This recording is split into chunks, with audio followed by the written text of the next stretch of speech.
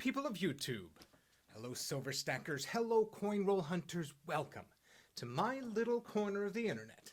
This is Michael from Penny Haven, and first off, if you haven't yet, please hit that subscribe button, then give it a like, then come back over here and hit that bell icon so you know when my new videos come out.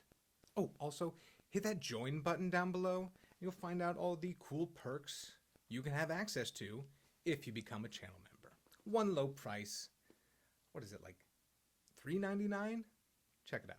All right, here we are. So, what do I have for you today? I've got a mail call. A few things from a couple of different eBay sellers, and I'm going to get right into it. First off, from Spring Coins in Spring, Texas. This was a very cool piece of United States coin history that I've been wanting to get my hands on, and I found a really good price on this one. I've been watching some significantly more expensive and bidding on a few here and there, so I'm glad I didn't get those because this one I got at a much better price. So, in 1883, the new version of the nickel comes out, the V nickel, because it has a Roman numeral 5 on the back. But the thing that they did not add, because they didn't figure they would have to, is the word cents.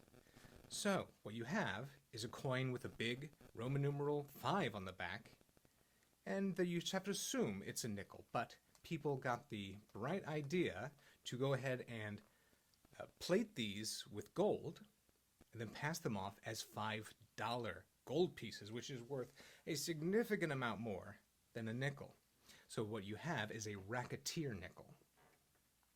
So this one's got some remaining light gold coloring on it.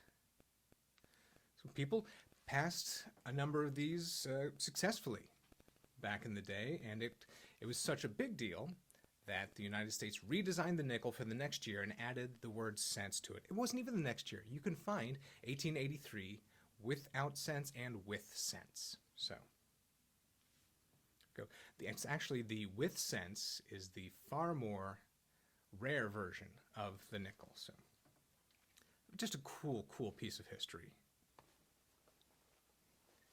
See, people try to make a buck however they can. So thank you, Spring Coins, for that. I keep an eye out for UK silver all the time, and when a good deal passes my way, I tend to grab it. So this is a 1923 UK half crown, George V.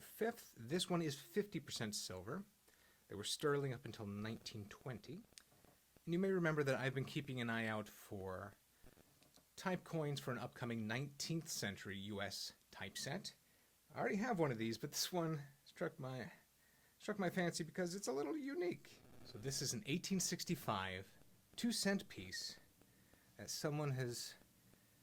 Now, you see a lot of coins that have been holed to put on necklaces or to make jewelry out of, but this one, it really looks like it's been bullseyed with a small caliber. Maybe a 22. Yeah, I'd say this is probably a 22, if anything. You can see how it's bent in, and it's beveled on the back. You can see the metal's kind of peeled back. I want to believe that this was just bullseyed with the 22, so that's a fun little piece. I love target shooting. I don't get to do it at all, really, anymore, but I grew up doing a lot of target shooting and some hunting. So. Next up, I found a couple pieces of Canadian silver. Now, the first one, I'm planning on getting a Canadian silver 5-cent piece book, because I've got a few of them and I just love them, the fish scale. So here is one, a Queen Victoria sterling silver, 1891. And then when I was looking around, I also found this George V, 1916, also sterling silver, 50-cent piece. Well, that's awesome. I think that is actually my first Canadian 50-cent piece, aside from the one I have in the 1967 set. Okay, the last 4 coins I have are 2 buffaloes and 2 wheat pennies for my books. So I'm going to go ahead and show you those now. Okay, so I got a couple of buffalo nickels. I got a 1915 Denver, and a 1919 Denver. Funny thing is, I already have coins in those spots, but the coins that I have there have been nickedated. So they've got this little chemical burn look on the dates because they were slick. You could not see the date at all. You use this Nicodate product and that brings out the date, but it leaves you with a slightly damaged coin. So I'm going to be popping those out. Putting this 15D right there. 7.6 million for that year. And this one, you can see it's got some toning that was added by that Nicodate. 1919 Denver, 8 million. And these are not strong dates, they're just kind of place fillers. I'm trying to fill out the book and then I'll work on getting better examples. So that's where we are with my Buffalo Nickel book. Still have quite a few left to get. Should work on this second page here. There's some low mintage ones on the second page though. 1.4 million, 970,000, 1.2 million. Okay. Now, on to the wheat cents. All right, now on to the wheat cents. Finding something interesting here. I got a 1912 Denver right here, but I have a 1912 Denver in here. Don't think I meant to do that. Now, both coins have issues. The one that I have in there already is definitely more evenly worn. This one's definitely got sharper details on Lincoln, but the 2 is worn in the date, and there's a tiny little gash in his head up there. I think overall, the new coin I got is going to be preferable.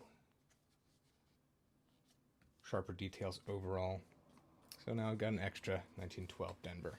And I got, getting this last page squared away, I got a 1933 Denver. I need to get back to some more roll hunting. Find some of these in the wild. I mean, this 38S, 15.2 million. I should be able to find that. All right. That's that. What else? Was there anything else I was going to show you?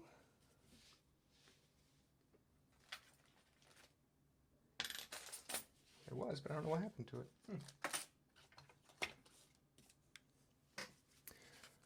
This was on one of the pieces of mail I got today.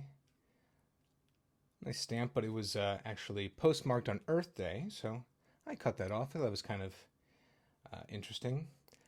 I am not a philatelist. I believe that's the term for stamp collectors. It's philately.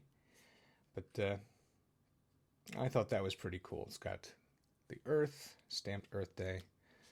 And I did have one Coinstar find. It was a nice new shiny Canadian dime. No silver. Okay, time to wrap it up. Okay, thank you so much for watching. I really do appreciate it. It's time for me to get on out of here. This is Michael from Penny Haven. Happy hunting.